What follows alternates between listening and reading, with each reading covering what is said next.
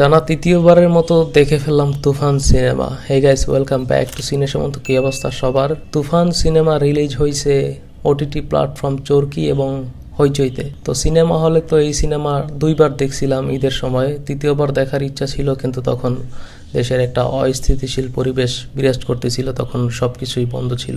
তারপরে অনেক দিন যাবৎ একটা গ্যাপের পরে এখন আসলো ওটিটিতে তুফান। তো সাথে সাথেই আমি তুফান দেখে ফেলছি। তো আজকে আবার হঠাৎ হেডফোন লাগায় ভাবছি যে আবার একটু দেখি।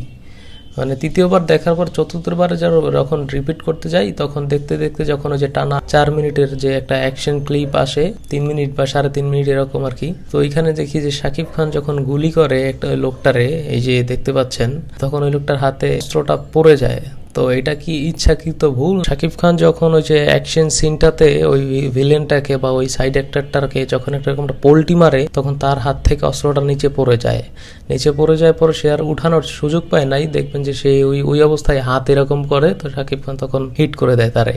এখন আমার যেহেতু মনে হইতেছে, আমি সত্যি আমার মনে হচ্ছে যে এটা ইচ্ছাকৃতভাবেই এরকম করা হয়েছে, ব্যাপারটাকে আরেকটু রিয়েলিস্টিক ওয়েতে প্রেজেন্ট করার জন্য। কারণ মানুষের মধ্যে যখন গ্যাঞ্জাম, ঝগড়াঝাটি, তর্কাতর্কি কিংবা মারামারি যে কোনো একটা লাগে, তখন কিন্তু ওই হুশটা থাকে না যে তার কাছে হাতে আছে বা নাই, না পড়ে গেছে, কারণ তখন ওই সেন্সটা কাজ করে না। তো আমার মনে হচ্ছে জিনিসটাকে আরেকটু রিয়েলিস্টিক ওয়েতে প্রেজেন্ট করার জন্যই হয়তো রায়হান রাফি অথবা অ্যাকশন ডিরেক্টর, কোরিওগ্রাফার যারা ছিল, তারা এই জিনিসটা খেয়াল করার পর এই জিনিসটা ফাইনাল শটে রেখে দিছে। কারণ রায়হান রাফির যে সমস্ত কাজ আগে দেখছি আমি, সর্বোচ্চ চেষ্টা করে নিখুঁতভাবে করার জন্য। মনে হচ্ছে রায়হান রাফি এটা রাখছে লাস্ট শুটে।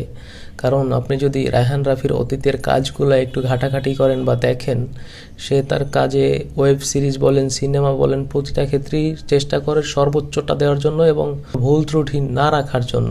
আর তুফানের মতো এত বড় একটা প্রজেক্ট, হিউজ পরিমাণ বাজেটের, দেশ সেরা মেগাস্টার, তারপরে ওয়েস্ট বেঙ্গল বাংলাদেশ মিলায় এত বড় কাজে এরকম একটা ছোটোখাটো ভুল থেকে যাবে, তাও এরকম একটা ওয়ান টেক শটে, প্রশ্নই আসে না। আমার মনে হয় এটা ইচ্ছাকৃতভাবেই করা হয়েছে, ব্যাপারটাকে আরেকটু রিয়েলিস্টিক ওয়েতে রাখার জন্য, মানুষকে আরেকটু বিশ্বাসযোগ্যভাবে প্রেজেন্ট করার জন্য দর্শকদের কাছে।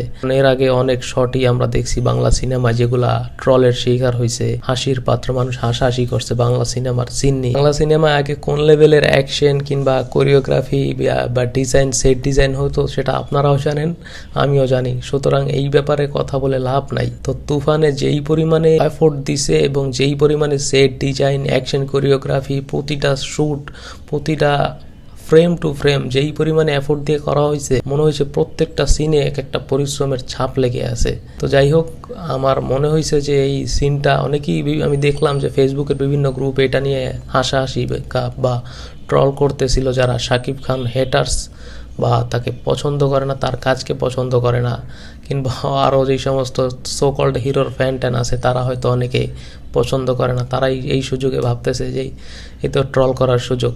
তো এই সিনটা নিয়ে ভাবতেছে যে তুফান সিনেমা এত টাকা বিজনেস করছে, এই সিনেমা এরকম একটা ভুল কীভাবে থাকে। তো ভাই, এটা ইচ্ছাকৃত ভুল। এই ধরনের একটা ছোটোখাটো ভুল, তাও এইরকম শাকিব খানের, মেগাস্টার শাকিব খানের সিনেমা তুফান, যেটা ডিরেক্টর রায়হান রাফি, সেইখানে থাকবে, প্রশ্নই আসে না। আমার মনে হয়েছে এটা একটা ইচ্ছাকৃত ভুল, মানুষকে বিশ্বাসযোগ্যভাবে সিনগুলাকে মানুষের কাছে প্রেজেন্ট করার জন্যই এটা রাখা হয়েছে। তো এই ছিল আমার মতামত এই সিনটা নিয়ে। দেখা হচ্ছে পরবর্তী কোনো ভিডিওতে। আপনি যদি আমার চ্যানেলে নতুন হয়ে থাকেন, অবশ্যই আমার সিনে সুমন চ্যানেলটা সাবস্ক্রাইব করে দিয়েন। আর যদি ফেসবুক থেকে দেখে থাকেন, আমার পেজটা ফলো করে দিয়েন। দেখা হচ্ছে পরবর্তী কোনো ভিডিওতে। Till then, take care, by.